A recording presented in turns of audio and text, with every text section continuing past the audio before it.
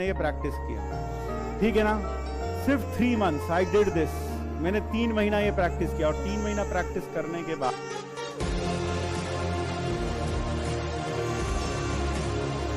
से 7 IITs और हर किसी में मुझे याद है लगभग 28 या 14 के करीब सीट थी। तो 28 के करीब सीट थी हर IIT में। इंटू 7 कर लो, कितना हो गया? 7 8 56, 7 2 देख लो करके, है ना। तो 24 इंटू 168 के करीब ऐसे कुछ सीट्स आएंगी। यानी all over India masters course में मैथमेटिक्स में सिर्फ 168 सीट थी, सातों IIT मिलाकर। ज़्यादा लगा लो 180 होंगी पूरी सातों IIT लगाकर। तो जब प्रोफेसर ने बोला कि आप जॉइंट एडमिशन टेस्ट 2 जो MSc का टेस्ट है वो दो, मैंने कहा यार सर के उसमें तो क्या हमारी सिटी से आज तक कोई गया? बोले नहीं, आज तक तो कोई भी नहीं गया।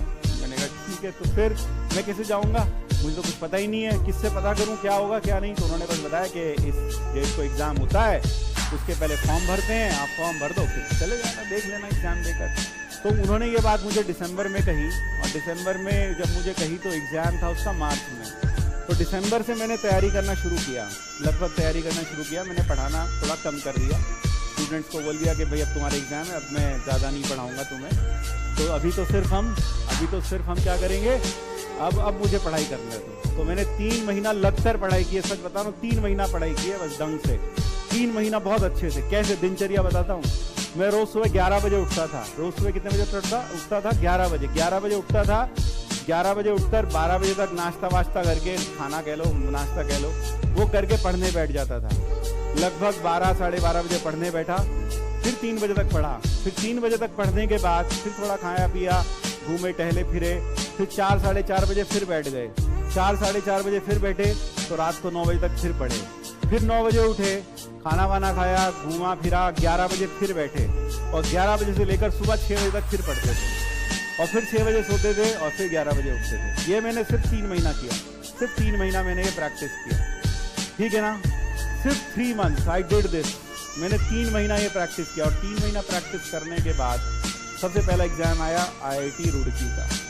तो IIT रुड़की का एग्ज़ाम था, मुझे आज भी याद है। IIT रुड़की के एग्ज़ाम में जब मैं एग्ज़ाम देने गया तो 100 सवाल आए थे। 100 तो ऑब्जेक्टिव थे और कुछ 10 के करीब सब्जेक्टिव भी थे।